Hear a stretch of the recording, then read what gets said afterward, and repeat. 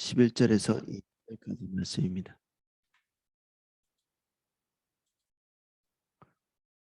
잠언 19장 11절에서 20절까지 말씀입니다.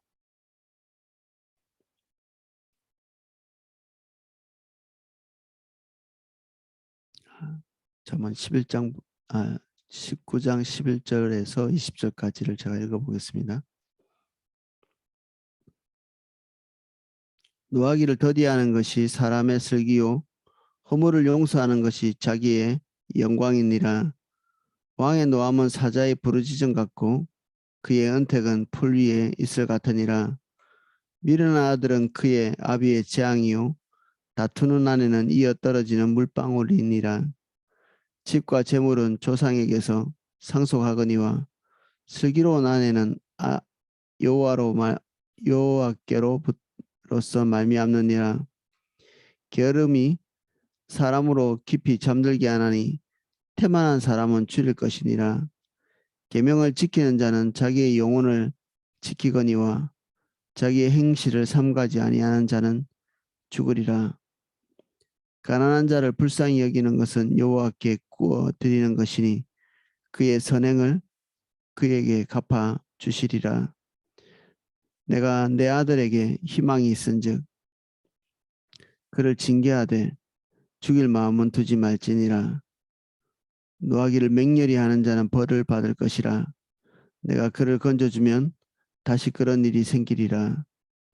너는 공고를 들으며 훈계를 받으라. 그리하면 내가 필경은 지혜롭게 되리라. 아멘. 내용을 살펴보겠습니다. 노하기를 더디하는 것이 사람의 슬기요 허물을 용서하는 것이 자기의 영광이니라. 이 12절하고 연결되어서 통치자의 노함 그리고 그 통치자 앞에 선 있는 그 사람에 대한 이야기까지 연결할 수 있을 것 같습니다. 노하기를 더디하는 것이 사람의 슬기다. 당연히 솔로몬의 아들 르호보암에게 하는 얘기겠죠. 감정에 치우치지 않고 개인에게 상처를 준 사람 그리고 고통을 준 사람에 대해서 즉각적인 반응을 하지 말고 그리고 하나님께서 그에게 기대하시는 바에 따라서 결정하기 위해서 템포를 늦추는 것이죠. 속히 화를 내는 것, 화 자체가 우리의 죄성을 이끌어내기 때문에 그 의분이라는 것 자체가 일전에 없다고 말씀드렸습니다. 예수님만 의분이 있지 다른 이들은 의분이라는 것 자체가 존재할 수 없다. 그 분과 함께 우리 안에서 악이 솟구쳐 올라오기 때문에 의분이라는 게 있을 수가 없죠. 의로운 사람이 의분이 있는 것인데 우리는 다 의롭지 않기 때문에 의분이란 말 자체가 합당하지 않죠. 예수님만이 의로우시고 그분이 분내시는 게 의분이고 하나님만이 그 공의로운 분노를 내실 수 있죠. 우리로서는 죄된 결정 그리고 성급한 판단 하지 않기 위해서 분을 내지 않는 것이 최선의 길인데 은혜가 필요하겠습니다.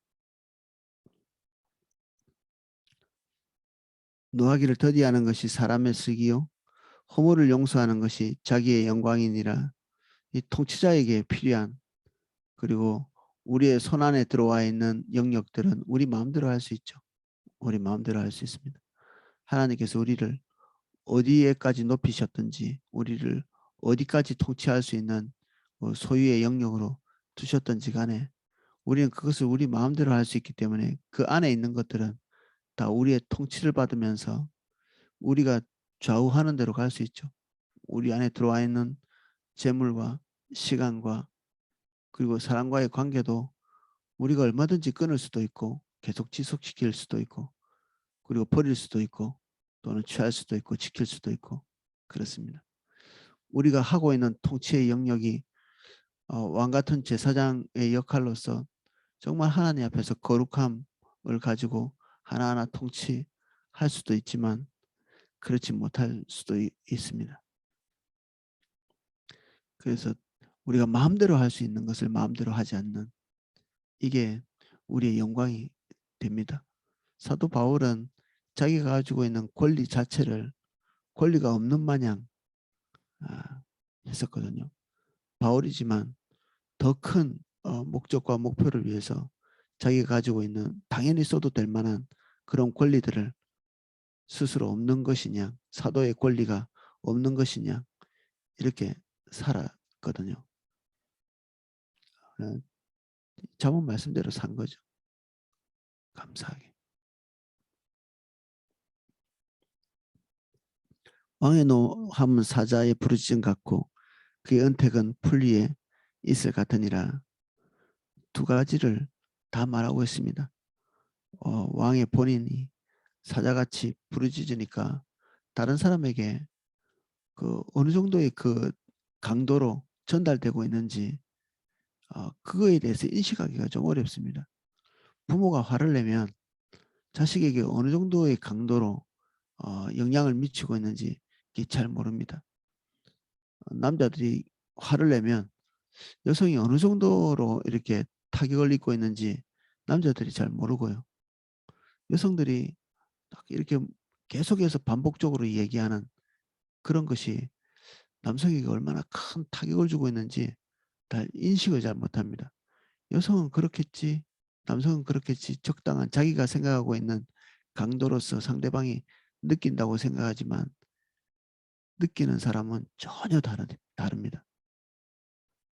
권력이 많을수록 우리 지위가 높을수록 우리가 하고 있는 행동이 우리 영역 안에 있는 사람에게 큰 타격을 주고 있고 큰 영향을 끼치고 있다는 것을 이해해야 되죠. 옳고 그리더 남녀 전도에 저도 마찬가지고 저도 제가 생각하는 것보다 훨씬 더 큰 영향력을 발휘하고 있다는 사실을 잊을 때가 있습니다.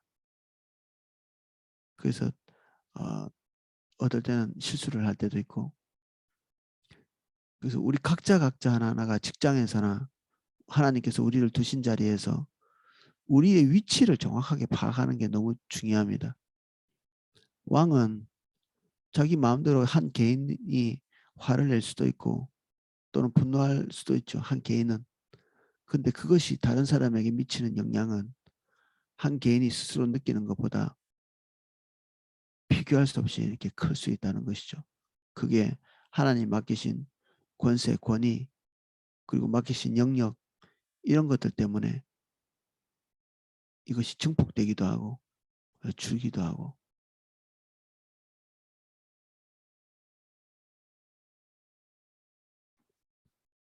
그의 은택은 풀이에 있을 같으니라. 그래서 우리의 위치를 잘 파악하는 것, 무조건 겸손한다든지 우리가 우리 스스로의 그 영향력에 대해서 지나치게 낮게 평가하거나 이게 겸손은 아니거든요. 주님이 우리에게 주셨는데 굳이 우리가 낮춰서 생각하는 것은 지금 현재 주님께서 우리를 어느 위치에 두셨는지를 망각하게 되는 이게 무지로 갈 수도 있습니다. 실수할 수 있는 거죠. 주의가 필요합니다. 그래서 내가 선 자리가 어떤 자리인가 보는 지혜가 필요하죠. 비련한 아들은 그의 아비의 재앙이요 다투는 아내는 이어 떨어지는 물방울이니라. 재산이나 그 땅은 부모로부터 이렇게 전수를 받는데 그 아들이 부모로부터 전수받은 것들을 그냥 한 번에 다 소진시켜 버릴 수도 있죠. 이 자식이 그 다음 때에 그 아버지의 모든 것을 경영할 수 있는 권한을 가지고 있는 사람인데 그가 올바른 판단을 못하면 그 아버지의 연속성은 이제 끊어지는 거죠. 큰 재앙이고 다투는 아내는 이어 떨어지는 물방울이니라. 이게 과거의 그 이스라엘 백성들의 집은 이렇게 평평했었거든요. 우리처럼 비가 내리면 흘려내리는 이런 삼각형 지붕이 아니라 평평하고, 그래서 이 비가 올 때 누수가 될 확률이 많죠. 그대로 계속해서 방치해 놓으면 집이 완전히 붕괴되는, 그 여성이 다투기로 결정한다면 집을 완전히 붕괴시킬 수 있습니다. 다투기로 결정한다면 끊임없이.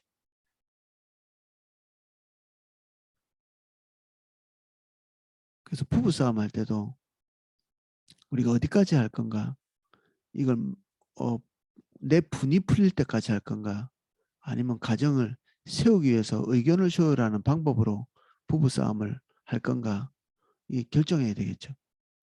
내 분이 풀릴 때까지 한다면 분이라는 것은 풀리지 않거든요. 이게 끄집어낼수록 계속해서 불타오르는 것이 분입니다. 그리고 마음의 상처는 분을 끄집어 올릴수록 마음의 상처는 더 반대 방향으로 더 깊이 마음속 깊이로 들어가게 되어 있습니다. 속이 뒤집어지는 것 같은데도 꾹 눌러놓고 참는 것이 상처를 줄이는 길이기도 합니다. 주님께 나와서 푸는 게 올바르죠. 주님은 우리에게 응답하시고 우리의 무지에 대해서도 가르침을 베푸실 수 있으시고, 그리고 우리의 모든 불합리를 온전한 길로 인도하실 수 있는 분이시니까 하나님께만 우리의 모든 것을 정직하게 아뢰이고 사람 앞에서는 하지 않는 것이 옳습니다.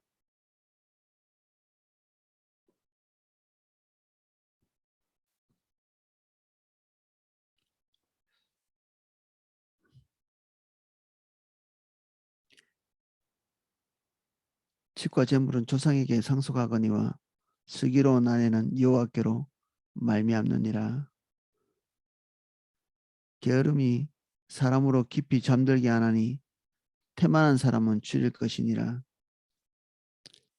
태만한 것, 이것이 잠들게 한다고 이랬는데 이거는 꼼짝도 하지 않고 자는 그런 모습이라고 합니다. 아, 혼수상대처럼 움직이지 않는. 게으름, 반대말은 근면함이 아니라고 합니다. 게으름의 반대말은 기쁨이 없음, 즐거움이 없음. 생의 즐거움과 기쁨, 어떤 것에도 흥미가 없고 즐거움이 없는,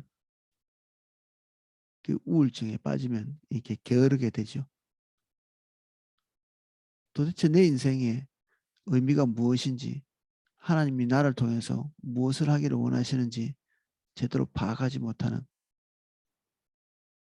신앙생활을 편한 것 위주로 이렇게 할 수도 있습니다. 편한 것 위주로. 골치 아픈 것은 남에게 미루고 될 수 있으면 부담감 가지는 거 하지 않고, 갑자기 이렇게 연말연시가 되면 겸손해지시죠. 모든 이가 내가 무능해요라고 이렇게 말하는,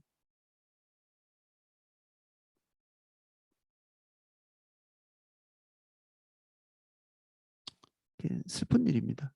이게 무능해요, 무능한 게 아니라 사실은 게으른 것입니다. 변화하려고 하지 않는, 게으름 속에는 굉장히 많은 것을 담고 있는데 변화를 싫어하는 것, 있는 그대로 그냥 있는 그대로 하려고 하는 것, 지금 있는 상태를 계속 유지하려고 하는 것.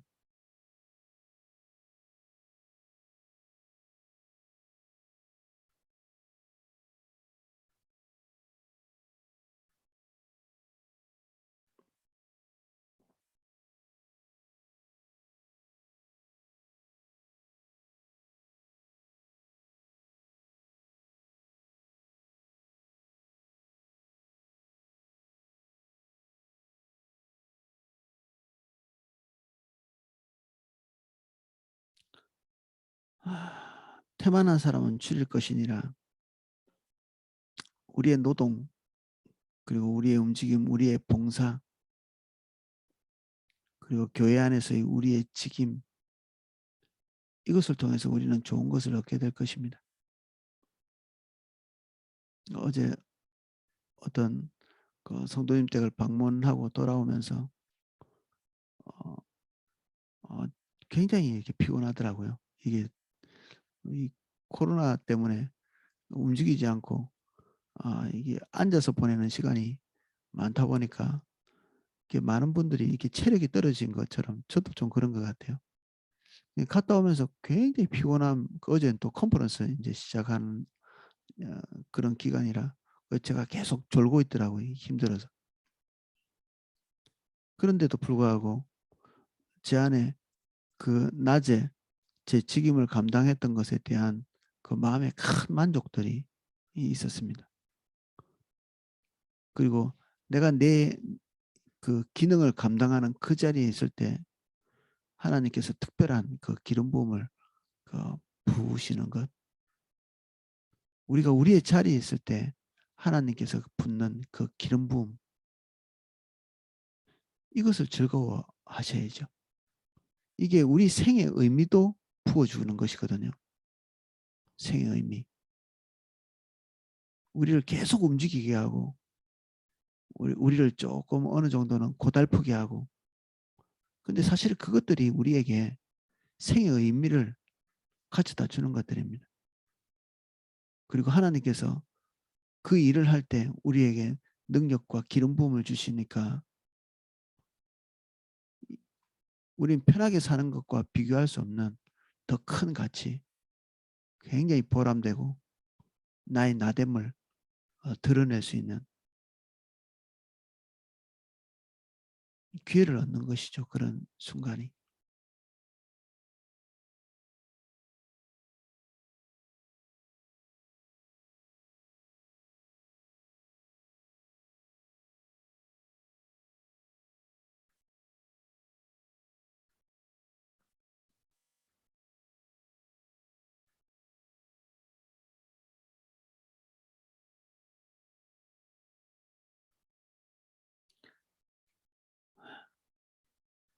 14절을 뛰어넘고 왔더니 우리 지혜로운 아내가 문자를 보냈네요. 뛰어넘고 왔다고. 집과 재물은 조상에게서 상속하거니와, 이게 과거의 일이죠. 사실 하나도 못 받는 사람도 있을 텐데, 슬기로운 아내는 여호와께로 말미암느니라. 포커스는 재물을 상속받는다는 것이 아니고 뒤에 있는 지혜로운 아내에 대한 이야기죠. 아내 입장에서는 본인이 지혜로운지 되물어야 될 필요가 있죠. 내 분노, 그리고 내 감정, 이것에 치우쳐서 그냥 내가 원하는 대로 그냥 마구 살아가는, 내가 하고 싶은 대로 하는. 근데 가정을 세우기 위해서 주님을 의지하고 주님이 기대하시는 반응을 하고, 그리고 하나님께서 원하시는 바 섬김을 가정과 남편에게 이게 주는 지혜로운 아내. 이 잠언 전체에서 여기뿐 아니라 계속 문득문득 지혜로운 여인에 대해서, 아내에 대해서 얘기합니다. 그리고 이 놀랍게도 잠언의 마지막 어떤 결론적인 부분을 31장에 보면 지혜로운 여인의 조건에 대해서 이 나열하는 것으로 잠언이 끝나고 있거든요. 신기한 거죠. 이 잠언의 주요된 그 주제 중에 하나가 어, 지혜로운 여인, 그리고 현숙한 여인에 대한 이야기입니다. 근데 이게 여호와께로 말미암는다. 내 아내는 지혜롭지 않아요. 남편이 지혜롭지 않아서 그럴 수도 있습니다. 남편이 선택을 하신 거죠. 그 정도 수준으로 이제 계속 살아가는 거죠. 우리 인생에 중요한 결단들이 있습니다. 정말 중요한 결단들. 이런 것들은 기도사역 금지 사항입니다. 기도사역 금지.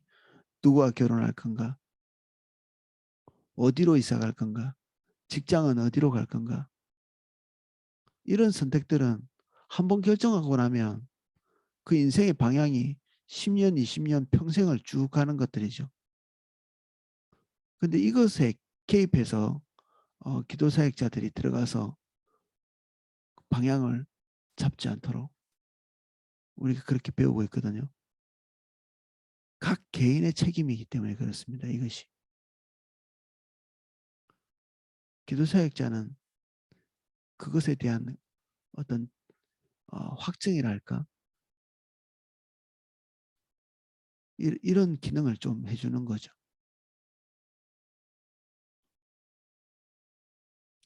그래서 하나님을 잘 따라갈 수 있도록 그런 방향으로 결정할 건가? 아니면 내 개인적인 욕구, 내 염원, 이것을 따라가는데 합당하게 선택할 건가? 이게 고비고비마다 우리에게 어, 찾아오는 그 결정 사항들입니다. 이것이. 그때 결정하고 나면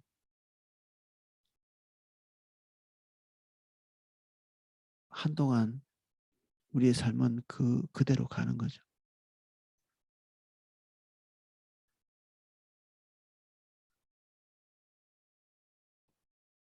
그래서 결정할 때 자기 책임이기도 하지만 주변에 오이코스나 남녀 전도회나 부지런히 한번 물어보시면 좋을 것 같아요. 나는 어쩔 수 없이 팔이 안으로 굽기 때문에 내 탐욕에 기울어질 가능성이 많죠. 최소한 나 아닌 다른 타인이 도대체 나의 상황을 어떻게 보고 있는가 그나마 객관적일 수 있기 때문에 물어보는 거죠. 그러면 오판을 줄일 수 있는 기회를 얻게 되기도 합니다. 물론 그렇게 알고 나서도 완강하게 자기 뜻대로 갈 수도 있겠지만 우리는 판가름하는 뭔가를 결정하는 그 순간에 우리는 무엇을 위해서 하고 있는가? 하나님의 말씀을 꾸준히 잘 지켜오면서 화를 내는 분이 있어요. 한 달, 두 달, 석 달, 넉 달, 1년, 2년 하나님의 말씀을 잘 붙들고 교회에 함께 잘 걸어오고 그때 어느 날 갑자기 무슨 이 상을 뒤집어 엎는 것처럼 확 뒤집어 엎어버리는 화를 내면서 왜 그러냐면 그가 하나님의 말씀을 지켜온 것은 그 인생의 해피엔딩 때문에 그렇습니다. 지금은 내가 힘들고 어렵지만 하나님의 말씀대로 살다 보면 해피엔딩이 오겠지. 경제적으로 더 나아지겠지. 명예도 올라가겠지. 어려운 문제도 해결되겠지. 예, 그렇게 될 가능성이 많습니다. 근데 우리의 목적이 해피엔딩이 되면 안 되고 주님 그분이 우리의 목적이 되어야 되죠. 그래서 1년, 2년, 3년, 4년 우리가 예상한 기간만큼 하나님 앞에 순종했는데도 우리가 원하는 결과가 나오지 않으면 분노를 참을 수 없는 것입니다. 자기가 할 수 있는 그 다 그냥 참으면서 인내하면서 주의 말씀대로 했는데 고작 돌아온 것이 이건가? 출발부터 틀린 것입니다. 출발부터 틀린 것입니다.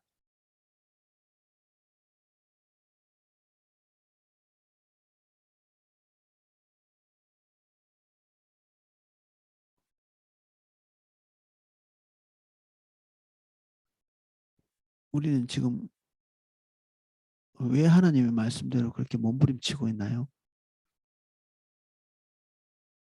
왜 하나님 말씀대로 해보려고 하고 신앙훈련은 지금 왜 하고 계신가요? 이 아침에 고달프게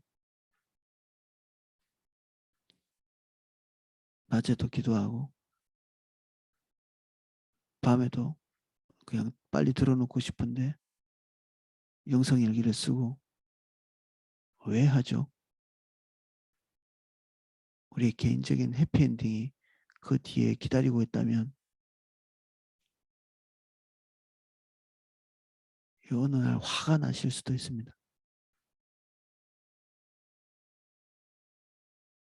1년을 했는데 별 것도 없더만 그럴 수 있습니다.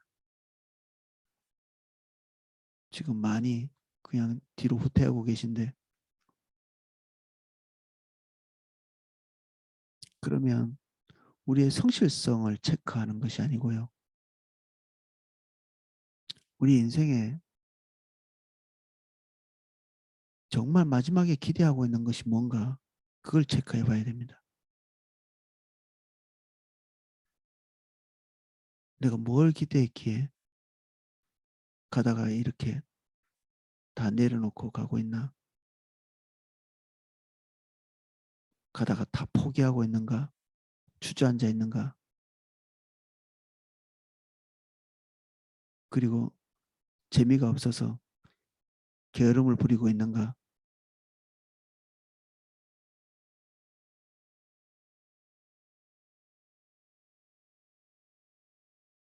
주님만 목적 삼는 것이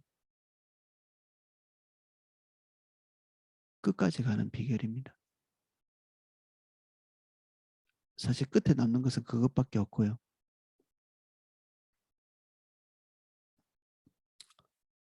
아내를 바라보면서 무엇을 기대하시나요?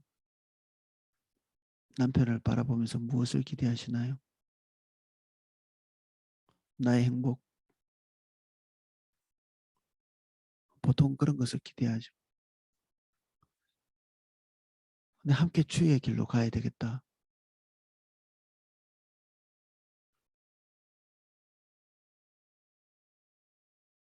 내 인생의 종착역이 주님 떠난 것이 되지 말아야 되겠다. 하나님이 기대하시는 바를 우리가 함께 일궈야 되겠다. 이게 아내를 선택하고 남편을 선택하고 남편을 선택하고 남편을 섬기고 아내를 섬기고 자녀를 섬기고 그 뒷배경이 돼야 되죠. 이 정도 했으면 남편이 이 정도 했으면 아내가 내가 기대한 대로 변해 주어야 되는데 이거는 우리가 해피엔딩을 기대하는 것입니다. 자녀도 마찬가지입니다. 자녀를 양육하는 목적이 정말 올바르지 않을 수 있습니다. 놀랍게도 자녀는 그것을 알고 있습니다. 우리의 목적이 올바른지 그러지 않은지 자녀들이 알고 있습니다.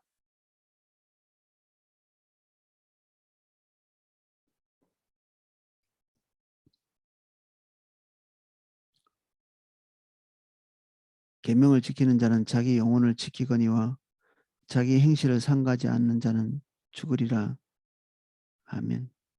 17절. 가난한 자를 불쌍히 여기는 것은 여호와께 구워드리는 것이니 그의 선행을 그에게 갚아주리라. 우리는 수평적인 선행, 수평적인 친절 이것이 다시 되돌아올 것에 대한 기대를 한다면 이게 원리상 잘못된 것입니다. 은혜는 위에서부터 아래로 흐르는 성질이 있습니다. 위에서부터 아래. 많은 곳에서부터 빈궁한 곳으로 흘러갑니다. 권위도 위아래로 되어 있죠. 보통 권위가 수평적으로 되어 있지 않습니다. 위아래로 되어 있는 이걸 통해서 하나님은 당신의 공급을 그리고 당신의 보호를 흘려보내시죠.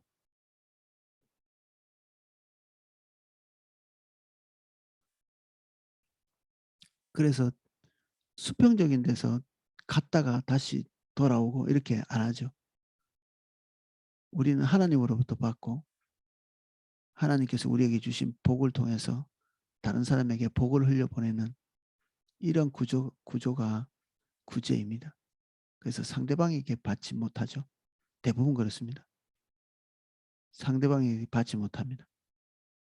저도 이렇게 저를 가만히 보면 내가 누군가를 주는 사람에게 도로 받는 경우가 잘 없더라고요. 그렇게 받았어도 안 되고 흘러가는 데는 계속 흘러가고 또 어디서 또 흘러오는 데는 또 계속 흘러오기만 하고 그럴 때가 많습니다. 흘러간다, 흘러온다 이런 표현을 제가 썼는데 이게 성령의 인도를 통해서 된다는 얘기가 또 함축되어 있기도 합니다. 하나님의 은혜의 위치에 따라서 흘러가는 것이죠. 우리가 부한 것은 가난한 쪽으로 흘러가는 것이 맞죠. 그래서 흘러가야 될 곳이 어디인지 주님께서 보이실 때 그 흐름을 막지 않는 것. 그리고 움켜쥐면 내가 주도권 안에 있는 거죠. 딱 움켜쥐고 흘러가지 않게 할 수도 있습니다. 근데 이게 복이냐? 아니, 복이 아닙니다. 물질은 계속 흐르도록 돼 있고 은혜도 계속 흐르도록 돼 있습니다. 멈추는 순간 우리는 이제 고장나게 돼 있죠. 내가 멈춰 있잖아요. 그러면 교회의 암덩어리가 됩니다. 흘러가지도 않고 흘러오지도 않겠다. 그 순간에 우리는 우리가 소속되어 있는 그곳에서 암덩어리가 됩니다. 직장도 마찬가지입니다. 동료들과 서로 협력하고 도움을 받고 도움을 주고 이런 것이 원활하게 되고 있다면 그 조직 안에서 선한 영향력을 발휘하고 있을 것입니다. 그런데 내일이나 잘하고 내 월급이나 잘 챙겨오고 이런 자세를 가지고 있다면 어쩌면 나는 암덩어리가 되고 있는 거죠.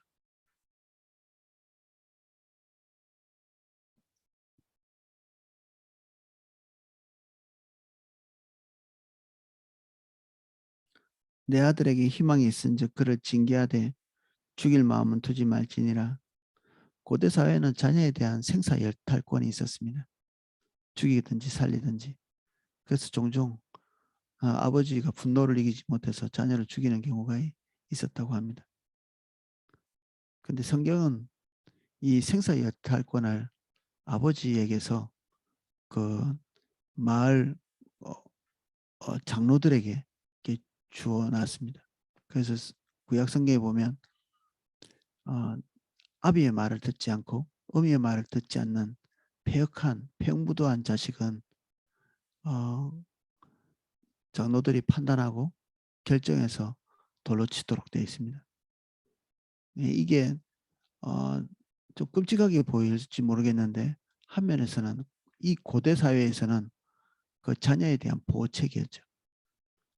아버지가 충동적으로 자녀를 이렇게 살해하거나 하지 못하도록. 사람은 굉장히 이성적인 것 같지만 한순간에 오판할 때는 정말 정신이 나간 것처럼 판단하거든요. 그 군에서 종종 이렇게 겪는 일인데 사람들이 때리고 맞고 이렇게 옛날에는 많이 했잖아요. 군대에서. 제가 군 생활할 때도 어, 구타에 대한 교육을 많이 하긴 했지만 여전히 때리고 맞고 죽고 이렇게 하는 일들이 많았습니다. 1년에 600명씩 죽는 일이 있었기 때문에 통계적으로.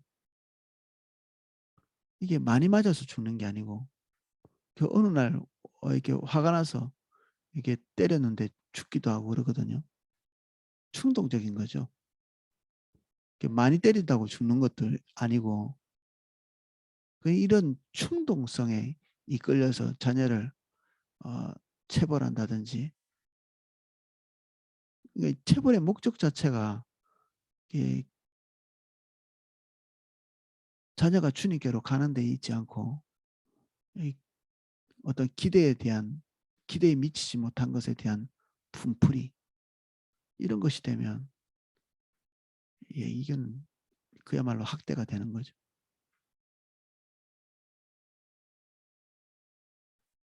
그래서 이 감정의 노예가 되지 않는 것은 뭔가 권력을 가지고 있는 가정 안에서의 가장이 권력을 가지고 있잖아요.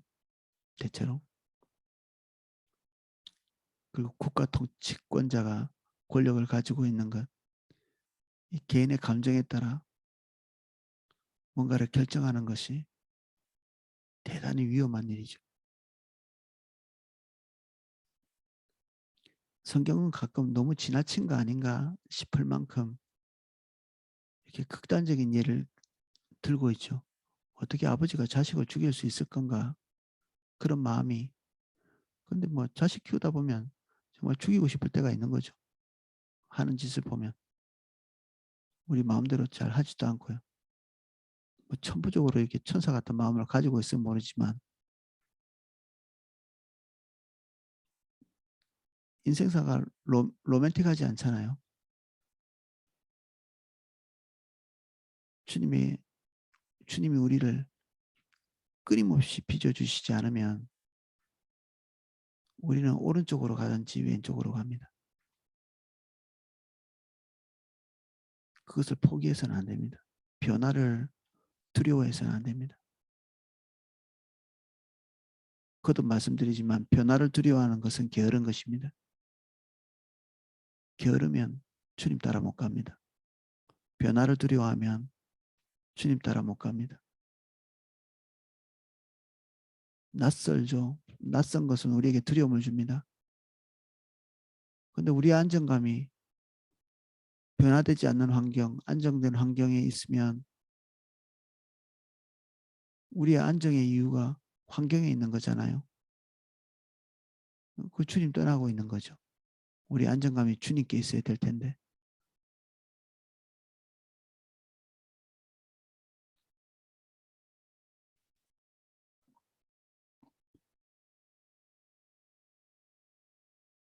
노하기를 맹렬히 하는 자는 벌을 받을 것이라.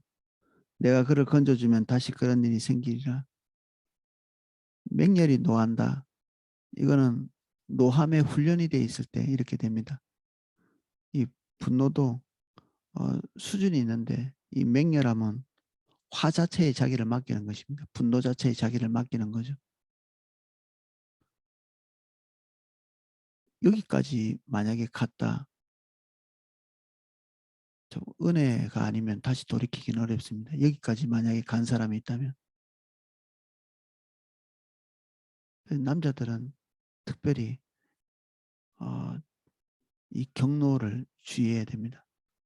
금방 이 혈기가 그분이 포함되어 있는 공동체를 산산조각 낼 수 있습니다.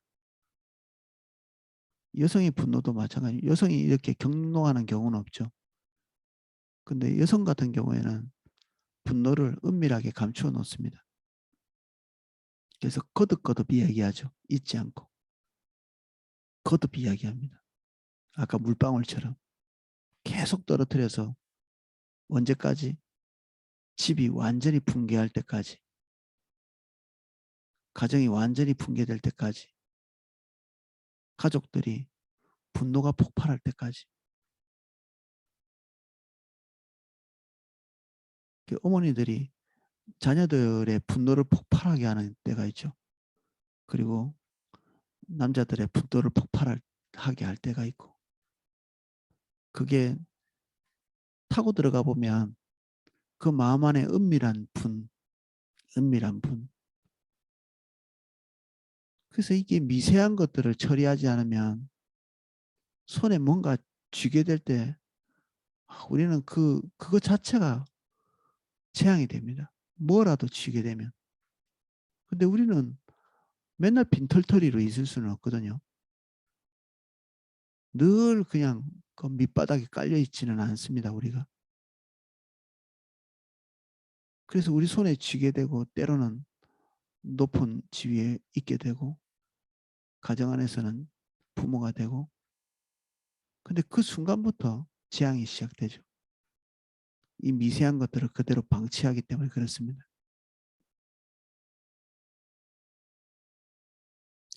이 미세한 것들은 주님 앞에 서야만 보입니다. 그냥은 안 보입니다. 이게 안 보이게 되어 있습니다.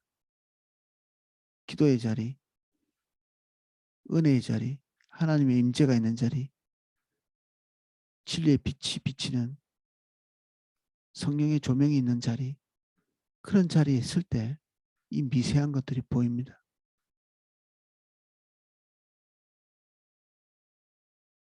그 자리를 떠나서 우리가 주님을 닮을 수 있는 그런 가능성은 없죠. 우리 안에는 선한 것을 기대할 수 있는 그런 근원이 없습니다. 모든 선한 것은 주님으로부터 오기 때문에 희망이 없죠. 우리에게는.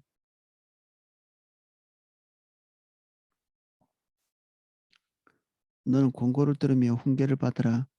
그리하면 내가 필경은 지혜롭게 되리라. 바보도 지혜롭게 될 수 있습니다. 우리는 태어날 때 지혜롭게 태어나지 못합니다. 미련하게 태어납니다.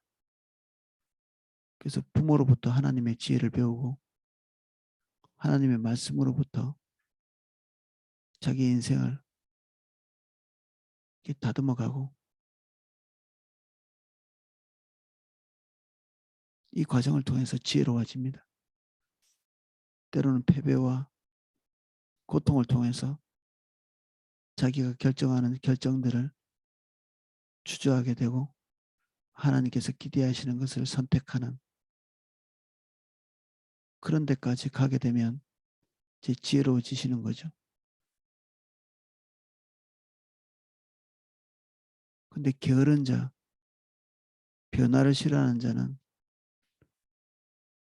그 패배를 거듭할 것이 뻔히 보이는데도 선택하지 않습니다. 그리고 자기만의 상상들을 하죠. 굉장히 위험한 것처럼 주님의 인도를 따라가면 굉장히 위험한 것처럼 스스로 상상하고 공상하고 근데 그 사단이 주는 거거든요. 사단이 주는 지혜.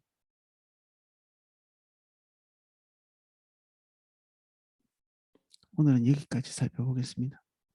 기도하겠습니다.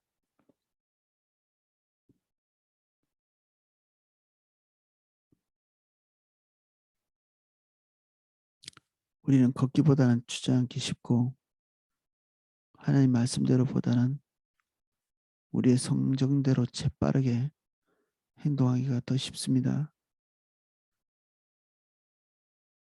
근데 그 결과에 대해서 잠언이 간과하지 않고 있습니다. 우리의 올바르지 않은 결정이 하나님의 큰 자비로 말미암아 좋은 결과가 내기를 바란다면 우리는 미신을 믿고 있는 것입니다. 주님은 우리를 옳은 결정을 하게 하시고 변화를 두려워하지 않는 담대함을 주시고 좋은 결과를 맺을 수 있는 선한 선택을 하게 하십니다. 주의 말씀이 우리의 심령과 삶에 심겨질 때 우리는 영광스러운 결말을 기대할 수 있습니다.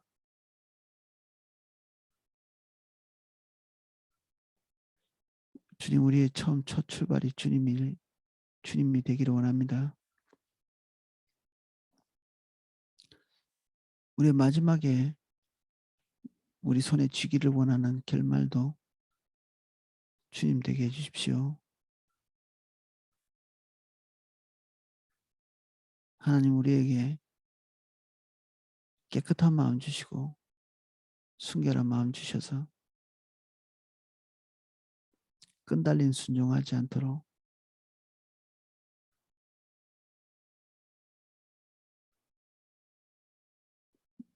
이 끈달린 것을 처리하지 못해서 우린 종국에 상을 뒤집어 엎고 배교자가 되고 배도자가 됩니다.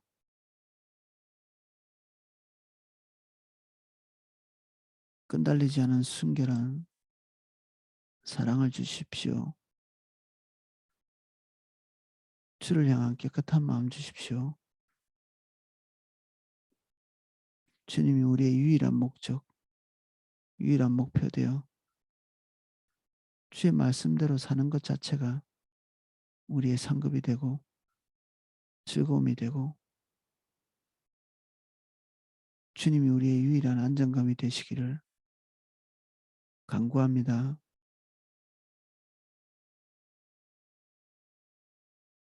주님은 그 자녀를 버리지 아니하십니다.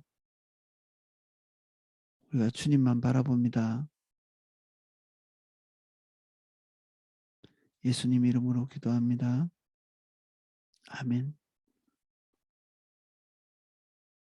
제가 큐티하실 수 있도록 음악을 방송해 드리겠습니다.